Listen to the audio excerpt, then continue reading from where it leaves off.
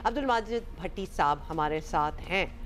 भट्टी साहब कैसे, क्या हाल है आपका? तो भट्टी साहब, हमने कुछ ट्वीक्स हुई हैं, चेंजेस हुई हैं, लेकिन पीएसएल का आगाज हो रहा है, कल से गाना भी आ गया है। अच्छा भट्टी साहब, सबसे पहले तो आपको ये कैसा आइडिया लगा कि हम और शायद आप भी, हम नहीं जा सकते स्टेडियम में मैचेस देखने, so people are not going to be there and this event is for TV. Obviously media तो जाएगा, आप भी शायद जाएंगे, लेकिन the event is only for television viewing.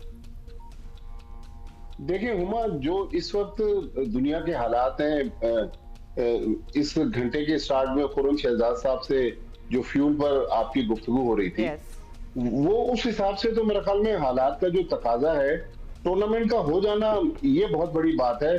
बजाय ये कि इस साल टूर्नामेंट ना होता, फिर विंडो नहीं थी, फिर अगले साल आप PSL 12 की तैयारी कर रहे होते, तो मेरे ख्याल में टूर्नामेंट का करवा देना, 2 वेन्यूज पर होना, ये ज्यादा बड़ी सक्सेस है। अब लोग कह रहे हैं कि जी क्राउड के बगैर, आपको याद होगा कोरोना के दिनों में क्राउड के बगैर PSL हुआ, बल्कि कोरोना के दिनों में PSL का जो आखिरी हिस्सा था वो अबू धाबी में जाके कंप्लीट हुआ। तो PSL शायद दुनिया की वाहिद लीग है जो जंग के दिनों में भी मुकम्मल हुई है, कोरोना के दिनों में भी मुकम्मल हुई है। आधा एडिशन हमने दुबई में कराया, अबू धाबी में, शारजा में, फिर आधा एडिशन हमने पाकिस्तान में करवाया। लेकिन इस टूर्नामेंट का हो जाना, कामयाबी से हो जाना, और देखिए 14 ऑस्ट्रेलियन प्लेयर्स जो हैं वो पाकिस्तान आ चुके हैं, श्रीलंका के प्लेयर्स हैं, बांग्लादेश के हैं। थोड़ी देर पहले खबर आई कि कॉर्टनी वॉल्श जो पिंडीज के बॉलिंग कोच हैं, वेस्ट इंडीज से ताल्लुक है, वो पाकिस्तान पहुंच गए। तो मेरे ख्याल में 70-80 फॉरेनर्स का आ जाना, 8 टीमों का लाहौर में होना, ये हमारी इकोनॉमी के लिए भी बहुत बड़ा बूस्ट है, हमारी होटल इंडस्ट्री, हमारी ट्रांसपोर्ट इंडस्ट्री।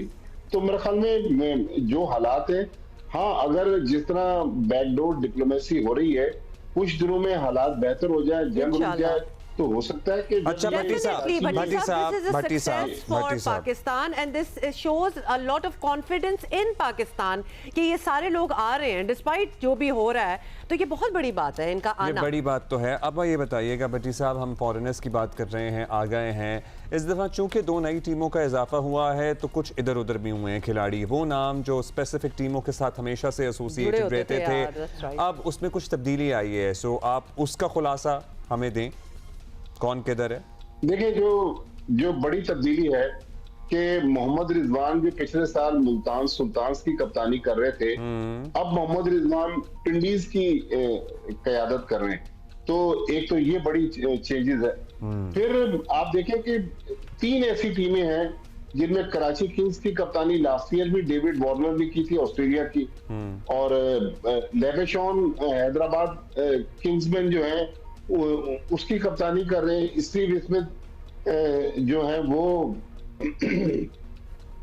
उनको भी एक टीम का कप्तान बनाया गया। तो मेरे ख्याल में अच्छे खासे प्लेयर्स हैं जो इस बार टीमों से मूव कर गए। जो सबसे मेन चेंज है कि पिछले साल हमने साइम अयूब को देखा था, साइम अयूब थे पेशावर ज़ल्मी में, इस बार हैदराबाद किंग्समैन में आ गया। और मेरे ख्याल में लेबेशॉन जिन्होंने सिर्फ एक T20 इंटरनेशनल ऑस्ट्रेलिया से खेला है, उनको कप्तान हैदराबाद ने बनाया।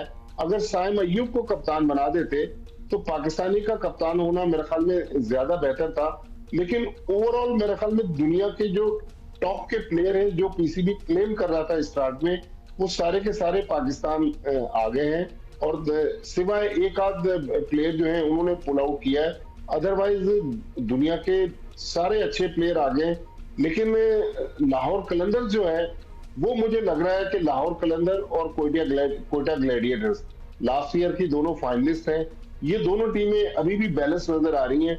और लग रहा है कि अगर इनके साथ कोई बड़ा मामला ना रहा तो यही 2 टीमें अभी तक काफी बैलेंस नजर आ रही हैं। तो ओवरऑल PSL का हो जाना अच्छा। अब्दुल्ला, लोग कहते हैं कि जी क्राउड के ना आने से ठीक है, वो एक फ्लेवर होता है जिसकी वजह से ज़ाहिर माहौल नहीं बन पाता।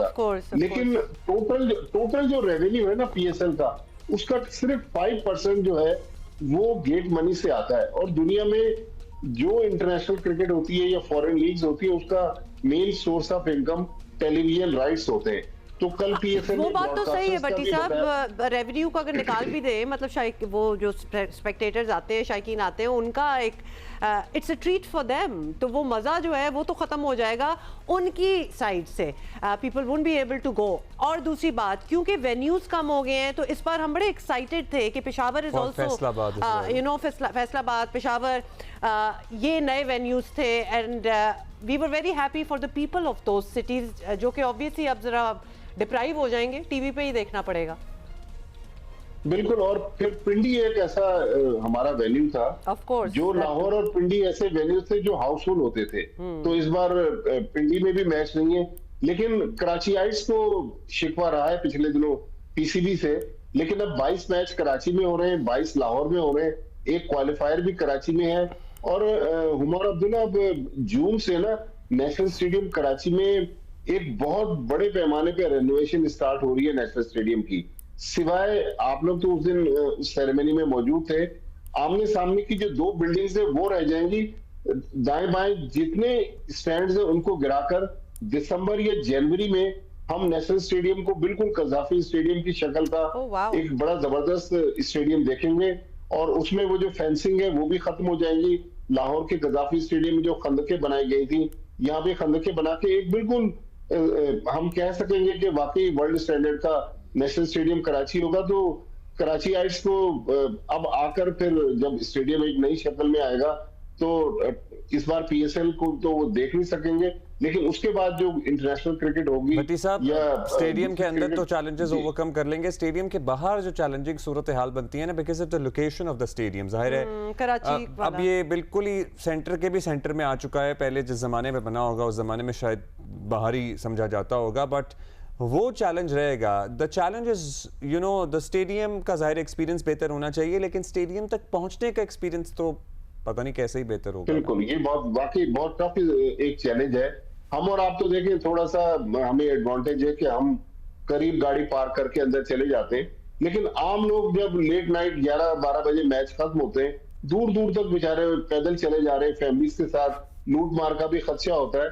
तो मेरे ख्याल में इसमें गवर्नमेंट ऑफ सिंध को अब उनके पास क्योंकि एक अपनी बसेस का फ्लीट है, तो मुराद अली शाह साहब अगर सुन रहे हैं तो अगर कराची में क्राउड के साथ जब मैचेस होंगे तो गवर्नमेंट ऑफ सिंध भी उसमें थोड़े से पब्लिक को फैसिलिटेट करे। मुझे याद है जब पीएसएल लाहौर में हुआ था तो पंजाब गवर्नमेंट ने फ्री बसेस चलाई थी जो कज़ाफी स्टेडियम की गेट्स में लोगों को उतार रही थी। तो गवर्नमेंट ऑफ सिंध भी आगे आए और अपने लोगों को इसमें फैसिलिटेट करे। और ये तो कोई बड़ा काम नहीं है, तो हो ही जाएगा। चले वो तो जब होगा तब होगा, अभी तो we will not talk about that क्योंकि शायकीन जा भी नहीं रहे और उस तरह वो नहीं होगा, बट होपफुली ये वो प्रॉब्लम्स हैं जिनको टैकल इन फ्यूचर करना होगा। राइवलरीज की बात करें, मतलब एक कराची लाहौर राइवलरी तो हम सुनते ही आए हैं, वैसे ही इंजॉय करते हैं क्या राइवलरी होनी है, लेकिन क्या इस्लामाबाद की अलहदा टीम है, रावलपिंडी की अलहदा टीम है, उनकी राइवलरी, या फिर कराची और हैदराबाद की राइवलरी, या फिर लाहौर और सियालकोट की? मतलब अब ऑप्शंस बड़ी हैं। क्या लग रहा है आपको कि क्या होने वाला है? देखिए, राइवलरीज तो रही हैं और राइवलरी रहेंगी, लेकिन मेरे ख्याल में कराची लाहौर की जो राइवलरी है शायद वो पिंडी इस्लामाबाद की इतनी बड़ी राइवलरी नहीं होगी। और पेशावर और पिंडी की राइवलरी आप कह सकते हैं। अच्छा। कि पेशावर की टीम जी मेरे ख्याल में उनमें भी माजी में काफी कांटेदार मैचेस हुए हैं। आप देखें कि पेशावर की कप्तानी बाबर आजम कर रहे हैं, पिंडीज जो हैं उनके कप्तान स्टीव स्मिथ हैं। तो मेरे ख्याल में शाहीन शाह अफरीदी, मोहम्मद रिजवान, ये जो पाकिस्तान को रिसेंटली T20 में किसी ने रिप्रेजेंट किया, किसी ने नहीं किया, लेकिन अब बहुत सारे प्लेयर्स जो हैं अब्दुल्ला और हुमा, इनका भी फ्यूचर डिसाइड होगा कि क्या ये T20 में पाकिस्तान को फ्यूचर में रिप्रेजेंट कर सकते हैं या नहीं कर सकते हैं। फिर हम देख रहे हैं कि बहुत सारे नौजवान खिलाड़ी जो अपकमिंग यंगस्टर हैं, जिसमें समीर मिनहास है, अब्दुल सुभान है, अली रजा है और बहुत सारे प्लेयर्स हैं, साद मसूद है, इनको हम एक्शन में देखेंगे। तो ये वो प्लेयर हैं जो पाकिस्तान क्रिकेट का फ्यूचर है। अगर कोई बाबर आजम को कल रिप्लेस करेगा तो वो कौन होगा?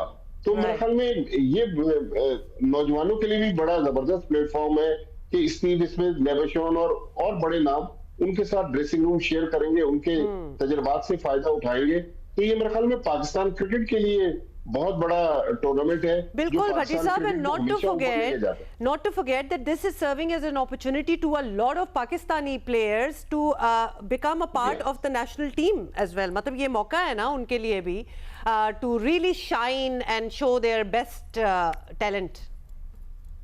देखिए, शाहीन शाह अफरीदी आज पाकिस्तान के वनडे कप्तान हैं। आपको याद होगा 2017 में पहली बार लाहौर कलंदर से खेले थे। साइम अयूब, हमने 4-5 साल पहले साइम अयूब को देखा, आज वो दुनिया के बड़े जबरदस्त ऑलराउंडर शुमार होते हैं। फिर सऊद शकील जो पाकिस्तान के T20 क्रिकेट थे, लेकिन उनकी कप्तानी में कोयटा ग्लैडिएटर्स ने पिछले साल PSL का फाइनल खेला।